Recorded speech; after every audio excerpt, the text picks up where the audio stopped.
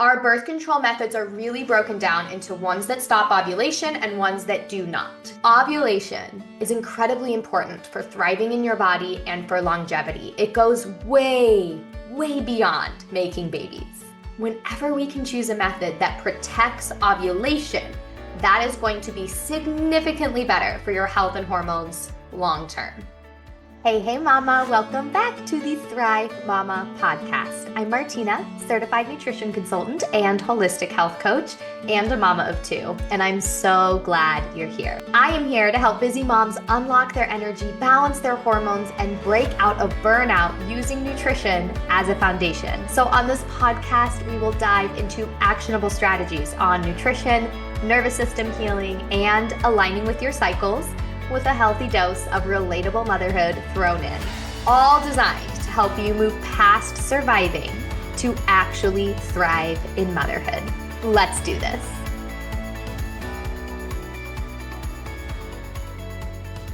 Today's episode is brought to you by popular demand. I have had quite a few questions and requests for this episode, so I'm really excited to really sit down and get super deep and super clear into birth control options, hormonal birth control, non-hormonal birth control, really get into the health and hormone impact. What are our good, better, best choices? And how can we make really empowered, really intentional choices for our health, for our life that work for us and our family, and still protect our hormones and health along the way?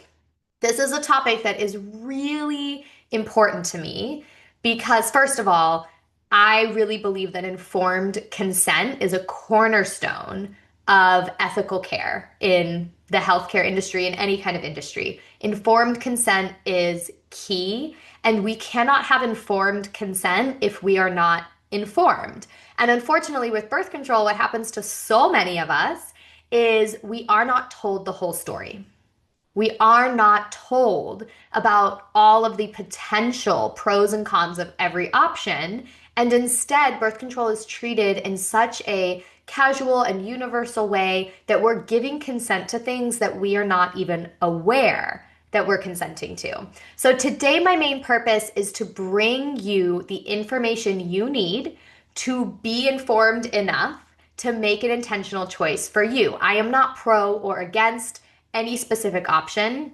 And I really know that birth control is a personal decision for you and for your family. There is not one right option for everyone. So there is no judgment here. There is no fear mongering here. There is only information to help you make the most empowered choice possible.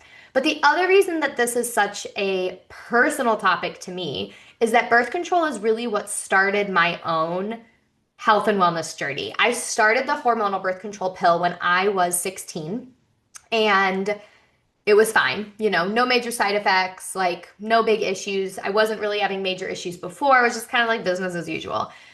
And when I was 22, was finally hitting a breaking point with chronic anxiety, with unexplained weight gain, with just like migraines nonstop. Like I could just tell my body was not thriving the way I wanted, and started getting curious about what could be going on. And after years of talk therapy and supplements, I decided, hey, what if we stop birth control and see if that impacts my anxiety?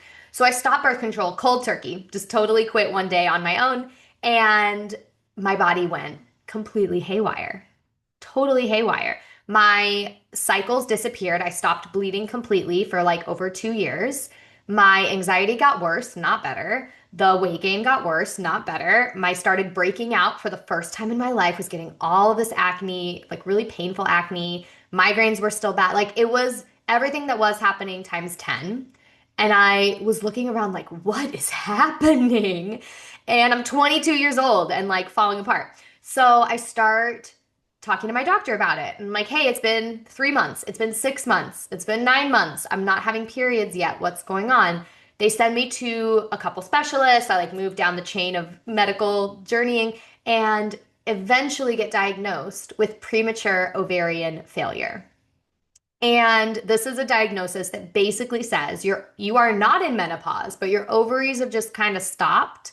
You're no longer producing your own hormones. You're no longer ovulating. You probably will never have children naturally. So the best we can do for you is put you back on birth control to manage your symptoms so you're not miserable. And when you want to have kids, we'll do IVF and you can have kids that way because you still have eggs in there, but you're not cycling, right? And there was kind of no explanation. And so when I asked, why would you put me back on birth control when that's kind of what started this in the first place, I was told, oh no, birth control has nothing to do with this. There's no connection at all. No connection at all. It just happens sometimes. Sometimes it's genetic, it's a mystery, but it doesn't have anything to do with birth control. And I remember leaving that appointment feeling really kind of numb and like kind of in denial. I was like, that's not right. But I also remember feeling anger, like a little bit gaslit because I am not a doctor and I actually deeply trust doctors. But I was sitting there in my car like, how is it that a pill that suppressed ovulation for 6 years of my life is not responsible for the fact that I'm not ovulating now? Like, how is there no connection? Make it make sense. Make it make sense. And I couldn't. I could not make it make sense. So I did not go that route. I did not go back on birth control. I went and started seeking out other options and landed with a naturopathic doctor who ran even more in-depth hormonal labs than had been done before and said, premature ovarian failure is not what's going on here. He said, this is what we call post-birth control syndrome. And this is way more common than you think. You stop taking birth control and your cycles, which have been suppressed now for years, simply are not operating the way that you need them to operate, right? And it is directly connected to birth control. He's like, there is a lot of controversy about this. It's not an official condition recognized by like the American Medical Society, but it is a real pattern that we see in the health world. So he helped me with a protocol that really dialed in nutrition, dialed in stress, actually balanced my body in a way that had never been done before. And this is really what put me on the path to go back to school for nutrition, to begin sharing these tools with the world because I healed my cycles and my body holistically through my fuel, through my stress, through my life. And I was so fired up because everyone deserves access to those tools, to this kind of healing. Yet most of us get stuck in the doctor's office being told, no, there's no connection and there's no options. That's what we're told. And it leaves us feeling trapped. So this is what started my own health journey, is my experience with the birth control pill. Now, my experience with birth control is not everyone's experience, but had I known before taking birth control at age 16 that this was a pattern that happened in women's bodies, had I known what happens in our bodies when we suppress ovulation for years and years and years and years, I may have chosen differently. And so now I just want the information out there so that everyone can make intentional choices that is best for them. So first thing I want to say about birth control. Many of us have been prescribed birth control in our life to like balance our hormones or to like heal our irregular cycles, right? This is so many of us. And what I want to be super clear about here is that birth control simply does not work that way. It simply doesn't. Birth control is really just the Band-Aid for the symptoms. It's like if your fire alarm is going off and you just take out the batteries. You haven't like put out the fire, you just took out the alarm, the signaling. You haven't fixed the problem. You've just stopped the communication pathways that are telling us about the problem. So trying to use birth control to balance our hormones simply is misguided and it's not true. It may help with really painful or debilitating symptoms, which may be a path that you want to explore, but it is not going to fix what's causing the symptoms in the first place. And what I have often seen is that we suppress the symptoms, we take the batteries out of the smoke alarm, and we do that for years. And then when we're finally ready to have kids or to take a look at what's going on, we put the batteries back in and it's like worse than ever. Because now the fire has been raging out of control for 20 years that we've been ignoring it completely, right? So I'm really hesitant to to turn to birth control as a solution to symptoms or imbalances because it simply isn't how that works. When your check engine light goes on, you don't just like put a band-aid on the dash so you can't see the light. You check under the hood to see what's going on. And if you do cover up the light so you just can't see it and keep driving your car, that shit's eventually going to break down. So really regrounding in our cycles as a communication pathway, as one of the most important vital signs of our body that is telling us how things are operating. So it's a really powerful and sensitive vital sign that it's important to stay connected to. And I really hesitate to cut off communication there unless it's really necessary for you and your quality of life. Now, the other reason we use birth control, of course, is to control birth, to manage our own reproductive patterns. And I think that reproductive freedom is so important. And you being in control over when, if, and how you have children is a right in your body. It is an essential human right in your body that you need to protect in any way that feels right for you. So that is incredibly important. And that is really the only true reason that I believe we should be using birth control is to control our birth. Now, I consider birth control to sort of live in two camps. So let's talk about kind of how they work and what's going on under the hood before we start breaking down the best and worst options. The two camps of birth control are those that suppress ovulation and those that don't. So those that suppress ovulation keep us from getting pregnant by hormonally interfering with our signaling in our brain and our ovaries so that we never ovulate, so that we think ovulation has already happened and we're not releasing any eggs. That's the first type. The hormonal birth control pill works in that way. The patch works in that way. The NuvaRing works in that way. The Depo-Provera shot works in that way. So suppressing ovulation, suppressing your luteal hormones, your follicle stimulating hormones, that is one way that we prevent pregnancy. The other type of birth control that exists is birth control that does not interfere with ovulation, where you continue ovulating, but you also don't get pregnant because of other reasons. So one example of this is the copper IUD. The copper IUD does not contain hormones, so it's not secreting hormones into your body. Copper is being secreted into your cervix, into your body, to create an environment that sperm cannot live in. So it's like changing your landscape so that sperm can't survive, but your eggs are still being released. And there's a few other types of birth control that work by either killing off the sperm or preventing sperm from reaching egg. So that's the second big camp, is the ones that allow you to ovulate even while using that birth control. Now, you can probably feel already my preference from a health and wellness perspective. Ovulation is incredibly important for thriving in your body and for longevity. It goes way, way beyond making babies. And I really want to talk about this for a second because we often think that the period, the bleeding time, is kind of like the main event of our cycle because we can't always see the other phases. But in reality, the bleed is just the consequence of ovulation. Ovulation is the point. Ovulation is the reason we cycle in the first place. And ovulation has incredible impacts on our health way beyond creating a new human. For one thing, ovulation is where a lot of our progesterone gets produced. Our cycle is really ruled by two main hormones, estrogen and progesterone. And when we're not ovulating, estrogen is still produced in other ways.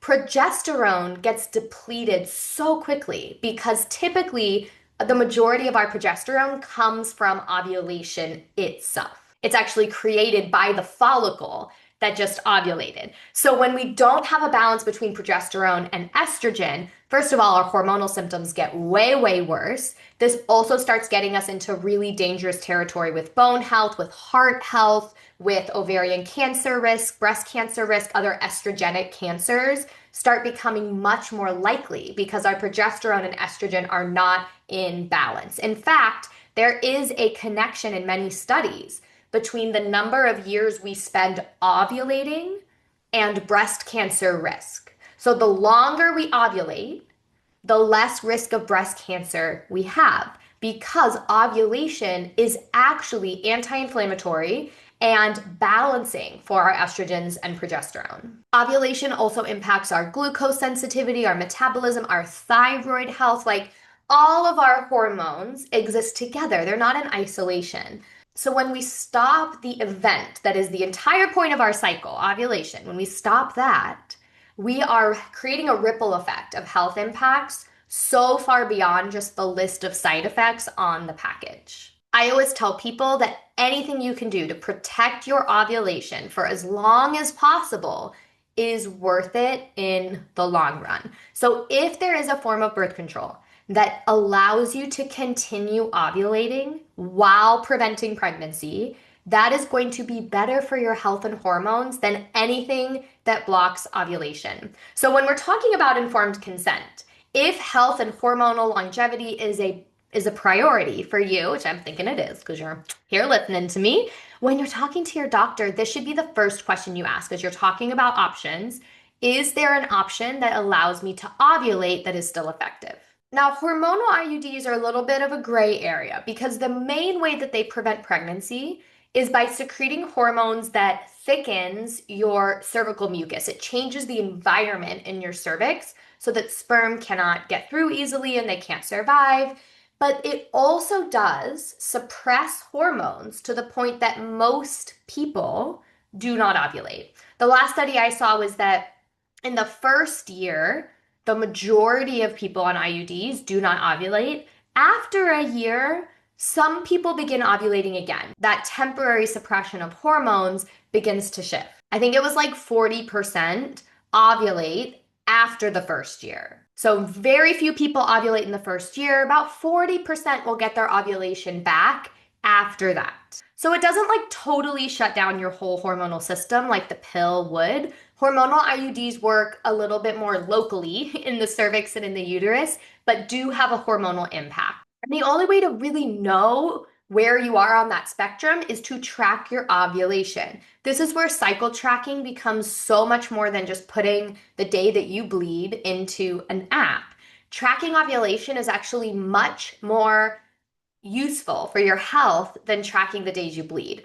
But most of us don't know how to track ovulation or have never really thought about what that would look like. So we're not going to get super deep into like signs of fertility and fertility tracking because that is like a whole nother conversation. But the two main ways that you can do this if you're on a hormonal IUD and you want to know if you're still ovulating is to use an at-home like test strip to test LH, luteinizing hormone.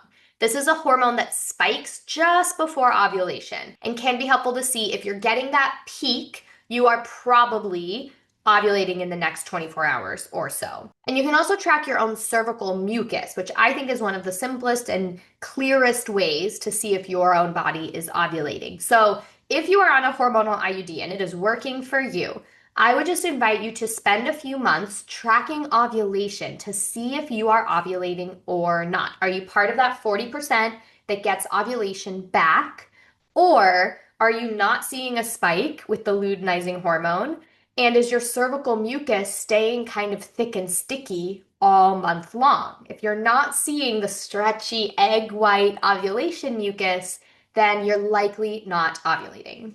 All right, that was a little bit of a side note, but hormonal IUDs are just so their own thing. Let's talk about copper IUDs. This is becoming increasingly popular in those who want to protect their hormones, but also want to prevent pregnancy. So listen, copper IUDs are not perfect, and they are one of the most effective ways to prevent pregnancy. Effective meaning like less margin of error, less human error in there, and still ovulate and still reliably have cycles. But the thing to know about copper IUDs as you're building your information for informed consent is they are secreting copper into your body, and your body is absorbing that. And mineral balance in the body is a very nuanced thing. So when we are secreting copper in these amounts that are high enough to change our cervical mucus, to change our entire uterine environment so sperm can't survive, it does have impacts on our body. on our hormones, on our bleeding, on our period symptoms, on our mineral balances, on our bone health. The liver has to detox all of these extra, like it has an impact that most people are not talking about. And that doesn't mean we can't use the copper IUD. It just means that it's not without impact just because it doesn't have synthetic hormones. So absorbing this copper from the copper IUD does impact your liver, which is where copper has to be metabolized and excreted. And your liver impacts all of your hormones, your estrogen, your progesterone, your testosterone. So there is a ripple down effect that is happening here. Copper and zinc are also buddies, and they really work together. And so when copper starts to rise, zinc is going to fall.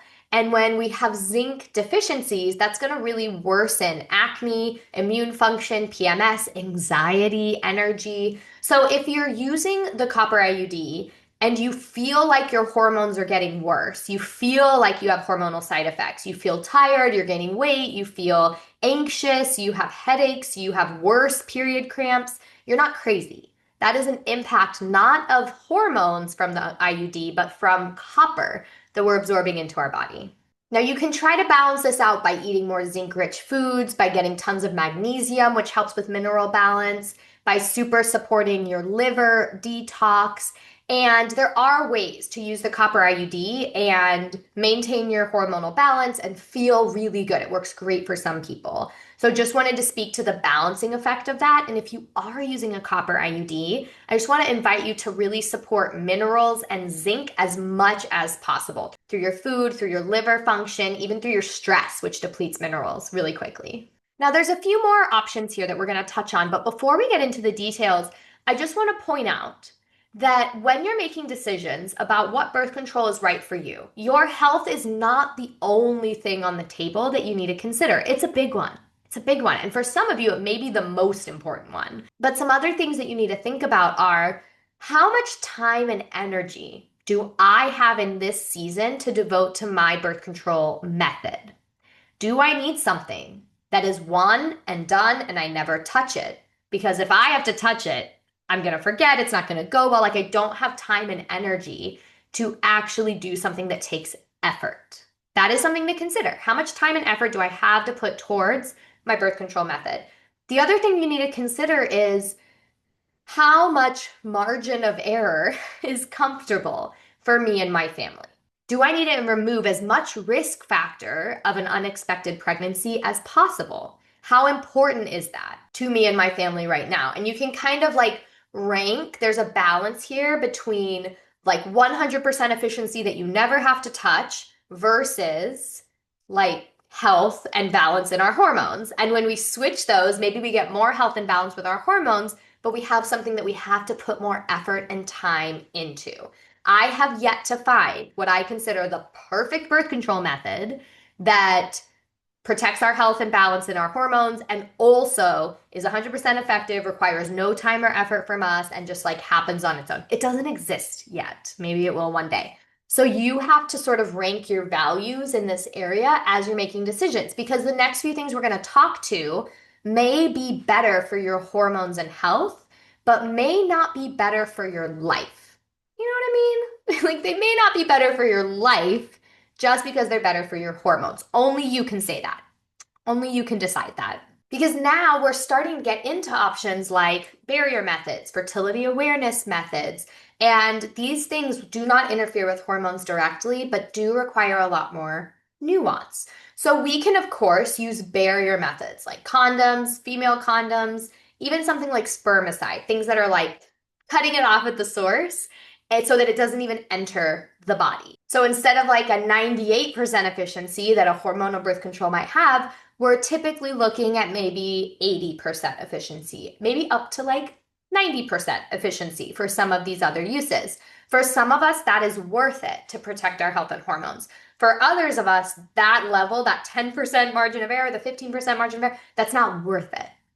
Not worth it. It's more important for us to have confidence and consistency in our methods that we're choosing. And then outside of barrier methods, there is the fertility awareness method, which is the process of tracking your cycle with great detail and intent so that you know your fertile window and can use other methods in the fertile window, but not need to worry about other methods the rest of the time. So when you use fertility awareness method plus maybe a barrier method around your fertile days, you're looking at more like a 95, 97, 98% effective rate at preventing pregnancy. And what that would look like is you spending time to really learn the signals of your cycle and body so that you can effectively zoom in on your own fertile window and know when it's even possible for you to get pregnant.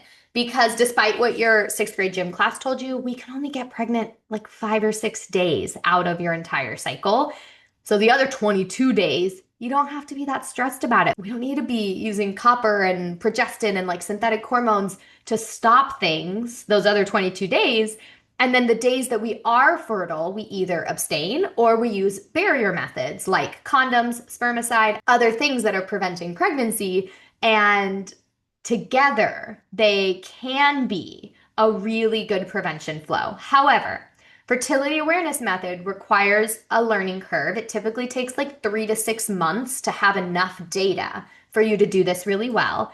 It also requires consistency. You need to be tracking certain signs in your body every single day. It doesn't take a ton of time. You can practice the fertility awareness method in like, I don't know, 3, 4 minutes a day. So it's not a huge time thing, but for most of us, doing something at the same time every day, checking our body temperature first thing in the morning, checking our cervical position and mucus, even if it doesn't take very long, checking all of those things and writing them down somewhere and doing that every single day may or may not be feasible for the season of life that you're in. Only you can really decide. For some of us, the ability to like understand and connect to our body and also protect our hormones and also prevent pregnancy is like worth that investment. And for some of us, we're simply in a season of life where that's not possible. So this is where you get to be self-aware. You get to really zoom in on your values and the season of life that you're in and start asking questions so you can be an informed user of whatever method feels right for you.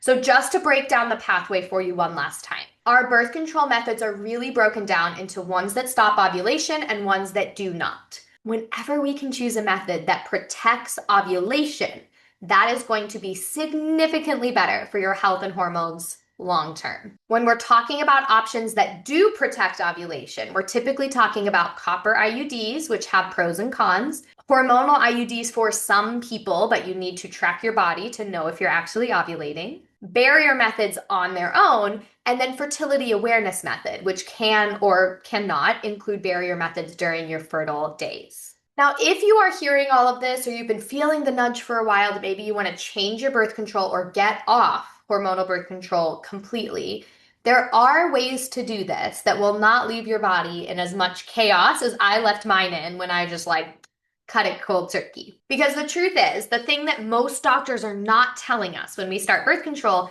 is that this process of stopping ovulation, of pumping our body full of synthetic hormones, is depleting our minerals, our nutrients in a really big way. And if we can start to replenish our nutrients before we get off birth control, our hormones, our pituitary gland in our brain, our liver, it will all be able to respond to that shift much more smoothly so that your body doesn't go as haywire as mine did, and hopefully your cycles return smoothly and with support from your lifestyle and your food. That doesn't mean you can't just like stop today. It's not going to do any long-term damage, but it may put you through an unnecessary period of painful transition that could have been avoided if we had prepared for the shift and really replenished our body ahead of time. So for example, magnesium is depleted in huge amounts by hormonal birth control in general, especially the birth control pill, but anything using hormones in your body. So replenishing magnesium with leafy greens, pumpkin seeds, cacao, avocado, maybe magnesium glycinate as a supplement if you need it. B vitamins are also depleted in high amounts. And this was, I believe, one of the key gaps for my body when I transitioned off. We need B vitamins to ovulate. We need B vitamins for our liver detox pathways, which explains why my periods were missing completely My liver was not keeping up with estrogen detox and I was breaking out and gaining weight. So really replenishing B vitamins using like leafy greens, eggs, grass-fed meats, like tons of fruits and vegetables, really boosting the B vitamins, nuts and seeds. It's going to be really, really powerful for your hormones if you decide to shift off of them. So there's quite a few more foods like this that are important to support when you're thinking about coming off of birth control. And if you'd like to dive in about your specific scenario and how to support your body as you transition into whatever method feels right for you, we can absolutely set up like a one-off appointment where we just sit down for an hour and go through what are the key foods that you can be eating, what would that look like, how can you be changing your lifestyle to really support your hormones so when you quit birth control, your body can seamlessly transition back into cycling in a way that feels really balanced in your body. I also really believe that no matter what birth control you're using, tracking your cycle is incredibly beneficial for everybody to do. Apart from just pregnancy prevention, it really lends incredible insight into your energy flows, into how to protect your energy throughout the month so we don't get in these like burnout cycles, and really allows you to align your life with what's actually happening in your body, no matter what kind of birth control you're on. So if you're not currently tracking your cycle, that could offer you really big insight. Are you actually ovulating or not?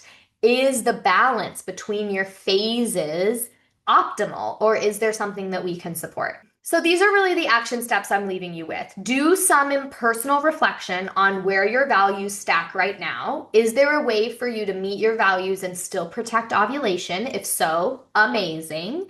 And then really start tracking your cycle with intention. And if you decide that it's time for a change in your birth control plan, supporting your body ahead of time with some of these key foods and nutrients so that your body is really prepared for that transition and can thrive through it all. So love, I hope this information dump was helpful for you to start feeling a little bit more empowerment in how you intentionally craft your own birth control methods and a way that works for your body and for your life. If you want to talk more about supporting your body through any of these phases or transitions, I'm going to leave a link below where you can book with me and we can chat one-on-one. I'm also going to link my Cycle Keepers workshop below this episode, which is my 2-hour workshop all about the phases of your cycle and how to support with nutrition and energy every single phase so you can find balance and thriving and flow in your life. It is like the period school that we never got and that we all deserve. So if you want to check out that workshop, it is below this episode and you can get instant access to that replay.